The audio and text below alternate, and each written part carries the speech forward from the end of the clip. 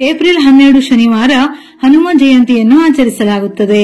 ಚೈತ್ರ ಮಾಸದ ಶುಕ್ಲ ಪಕ್ಷದ ಹುಣ್ಣಿಮೆಯ ದಿನ ಹನುಮಂತನು ಜನಿಸಿದನೆಂದು ಪುರಾಣಗಳು ಹೇಳುತ್ತವೆ. ಈ ದಿನ ಪವನಪುತ್ರ ಹನುಮಂತನನ್ನು ವಿಧಿವಿಧಾನಗಳೊಂದಿಗೆ ಪೂಜಿಸಲಾಗುತ್ತದೆ.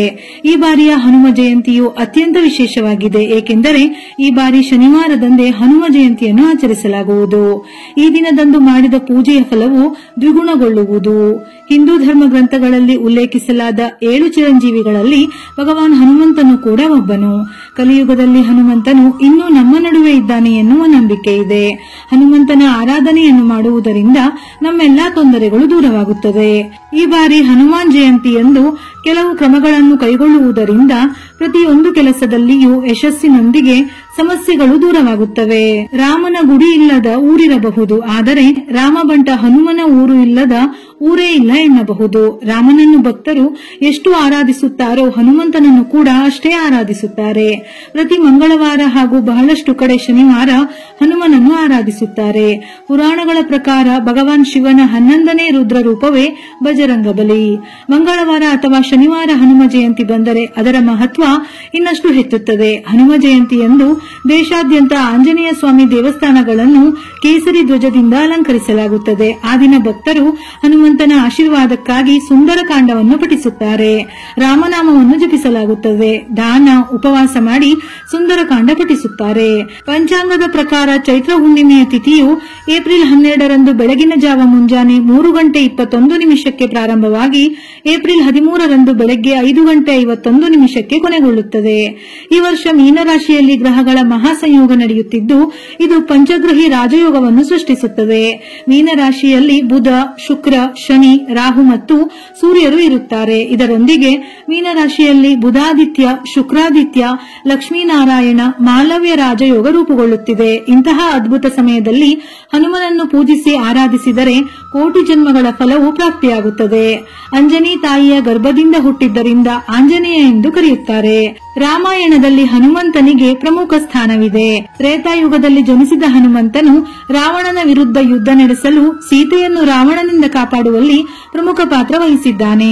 ಪಂಚಾಂಗದ ಪ್ರಕಾರ ಮಂಗಳವಾರದ ಸೂರ್ಯೋದಯದ ನಂತರ ಚೈತ್ರ ಹುಣ್ಣಿಮೆಯ ಸಮಯದಲ್ಲಿ ಹನುಮಂತನು ಜನಿಸಿದ್ದಾನೆ ಎಂದು ಉಲ್ಲೇಖಿತವಾಗಿದೆ.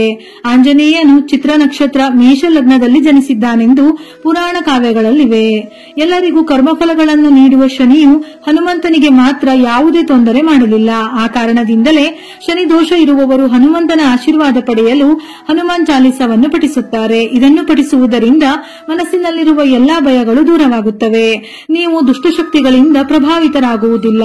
ನಕಾರಾತ್ಮಕ ಶಕ್ತಿಗಳು ಮನೆಯೊಳಗೆ ಬರುವುದಿಲ್ಲ. ಹಾಗೆಯೇ ಹನುಮಂತನ ಅನುಗ್ರಹಕ್ಕಾಗಿ ಸುಂದರಕಾಂಡವನ್ನು ಪಠಿಸಬೇಕು. ಆಂಜನೇಯ ಸ್ವಾಮಿಯ ಆಶೀರ್ವಾದಕ್ಕಾಗಿ ಶ್ರೀರಾಮನ ನಾಮಸ್ಮರಣೆ ಮಾಡುವುದು ಕೂಡ ತುಂಬಾ ಒಳ್ಳೆಯದು. ಹನುಮ ಜಯಂತಿಯ ದಿನ ಸೂರ್ಯೋದಯಕ್ಕೆ ಮುನ್ನವೇ ಎದ್ದು ಸ್ನಾನ ಮಾಡಬೇಕು. ಸ್ನಾನ ಮಾಡುವ ನೀರಿಗೆ ತುಳಸಿ ದಳ ಮತ್ತು ಲವಂಗವನ್ನು ಸೇರಿಸಿ ಸ್ನಾನ ಮಾಡಬೇಕು.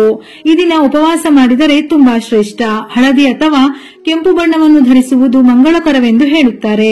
ಹನುಮ ಜಯಂತಿಯ ದಿನ ಆಂಜನೇಯನ ಮೂರ್ತಿಗೆ ವೀಳ್ಯದೆಲೆಯನ್ನು ಅರ್ಪಿಸಬೇಕು. ಹಾಗೆಯೇ ವಿಗ್ರಹವನ್ನು ಸಿಂಧೂರದಿಂದ ಅಲಂಕರಿಸಬೇಕು. ಹನುಮಂತನಿಗೆ ಇಷ್ಟವಾದ ಬೆಲ್ಲ ಮತ್ತು ಬೇಳೆಯನ್ನು ನೈವೇದ್ಯವಾಗಿ ಅರ್ಪಿಸಬೇಕು. ಇದರ ಜೊತೆಯಲ್ಲಿ ಲಡ್ಡು, ಬಾಳೆಹಣ್ಣು, ಪೇರಳೆ ಮುಂತಾದ ಹಣ್ಣುಗಳನ್ನು ಅರ್ಪಿಸಬಹುದು. ಹನುಮಾನ್ ಚಾಲಿಸ ಪಠಿಸಬೇಕು. ಬಡವರಿಗೆ ಅನ್ನ, ವಸ್ತ್ರ, ಧನ, ಧಾನ್ಯ ದಾನ ಮಾಡುವುದು ಒಳ್ಳೆಯದು. ಅಲ್ಲದೆ ಈ ದಿನದಂದು ಗುಲಾಬಿ ಮಾಲೆ ಹಾಕುವುದರಿಂದ ಹನುಮನ ಆಶೀರ್ವಾದ ದೊರೆಯುತ್ತದೆ. ಉದ್ಯೋಗ ಅಥವಾ ವ್ಯವಹಾರದಲ್ಲಿನ ಅಡೆತಡೆಗಳು ನಿವಾರಣೆಯಾಗುತ್ತವೆ. ಹಣಕಾಸಿನ ಸಮಸ್ಯೆಯಿಂದ ಹೊರಬರಲು ಕಾಗದದ ಮೇಲೆ ಸ್ವಸ್ತಿಕ್ ಚಿಹ್ನೆ ಬರೆದು ಹನುಮಂತನ ಮುಂದಿಟ್ಟು ಪೂಜಿಸಬೇಕು. ನಂತರ ಆ ಕಾಗದವನ್ನು ಮನೆಯಲ್ಲಿ ಒಂದೆಡೆ ಸುರಕ್ಷಿತವಾಗಿಟ್ಟರೆ ಹನುಮನ ಆಶೀರ್ವಾದದಿಂದ ಸಮಸ್ಯೆ ದೂರವಾಗುತ್ತದೆ.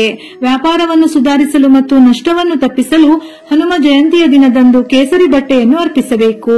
ಅಲ್ಲದೆ ಆಂಜನೇಯ ಸ್ವಾಮಿ ದೇವಸ್ಥಾನವನ್ನು ಸ್ವಾಮಿಗೆ ಪ್ರಿಯವಾದ ಕೇಸರಿ ಬಣ್ಣದ ಬಾವುಟಗಳಿಂದ ಅಲಂಕರಿಸುವವರಿಗೂ ಕೂಡ ಹನುಮನ ಆಶೀರ್ವಾದ ಲಭಿಸುತ್ತದೆ.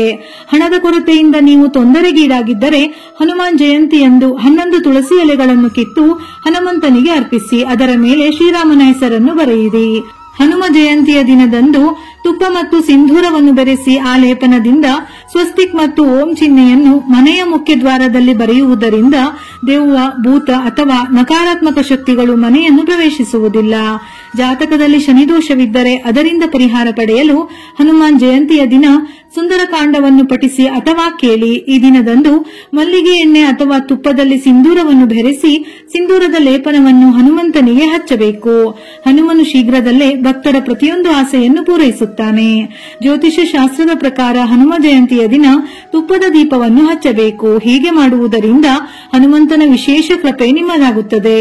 ಧಾರ್ಮಿಕ ನಂಬಿಕೆಯ ಪ್ರಕಾರ ಹನುಮ ಜಯಂತಿಯ ದಿನದಂದು ಹನುಮಂತನ ವಿಗ್ರಹಕ್ಕೆ ಹಚ್ಚುವ ಸಿಂಧೂರವನ್ನು ನೀವು ಹಣೆಗೆ ತಿಲಕ ರೂಪದಲ್ಲಿ ಹಚ್ಚಬೇಕು. ಇದರಿಂದ ನಿಮ್ಮ ವ್ಯಾಪಾರ ಹೆಚ್ಚಾಗುತ್ತದೆ. ಹನುಮ ಜಯಂತಿಯ ದಿನದಂದು ಹನುಮಂತನ ದೇವಸ್ಥಾನಕ್ಕೆ ಹೋಗಿ ದೇವರ ಮುಂದೆ ತುಪ್ಪ ಅಥವಾ ಸಾಸಿವೆ ಎಣ್ಣೆಯ ದೀಪವನ್ನು ಹಚ್ಚಿ ಹನುಮಾನ್ ಚಾಲಿಸವನ್ನು ಬೆಸ ಸಂಖ್ಯೆಯಲ್ಲಿ ಅಂದರೆ 1, 3, 5, 7, 9, 11 ಬಾರಿ ಪಠಿಸಿದರೆ ಜೀವನದ ಎಲ್ಲಾ ಸಮಸ್ಯೆಗಳಿಗೆ ಪರಿಹಾರ ಸಿಗುತ್ತದೆ. ಈ ದಿನ 11 ಅರಳಿ ಎಲೆಗಳನ್ನು ತಂದು ನೀರಿನಿಂದ ತೊಳೆದು ಚೆನ್ನಾಗಿ ಒರೆಸಿ ಆ ಎಲೆಗಳ ಮೇಲೆ ಶ್ರೀರಾಮನ ಹೆಸರನ್ನು ಶ್ರೀಗಂಧ ಅಥವಾ ಸಿಂಧೂರದಿಂದ ಬರೆದು ಮಾಲೆಯನ್ನು ತಯಾರಿಸಿ ಹನುಮಂತನಿಗೆ ಅರ್ಪಿಸಿ. ಇದರಿಂದ ಆರ್ಥಿಕ ಪರಿಸ್ಥಿತಿ ಸುಧಾರಿಸುತ್ತದೆ. ಶನಿ ದೋಷ ನಿವಾರಣೆಗೆ ಭಗವಾನ್ ಹನುಮಂತನ ಮುಂದೆ ಸಾಸಿವೆ ಎಣ್ಣೆಯ ದೀಪವನ್ನು ಹಚ್ಚಿ ಅದರಲ್ಲಿ 2 ಲವಂಗವನ್ನು ಇಡಬೇಕು. ನಂತರ ಈ ದೀಪದಿಂದ ಹನುಮಂತನಿಗೆ ಆರತಿಯನ್ನು ಮಾಡಬೇಕು. ಈ ದಿನ ತಪ್ಪದೆ ಸುಂದರಕಾಂಡ, ರಾಮಾಯಣ, ರಾಮರಕ್ಷಾ ಸ್ತೋತ್ರ ಇತ್ಯಾದಿಗಳ ಪಠಣ ಮಾಡಬೇಕು.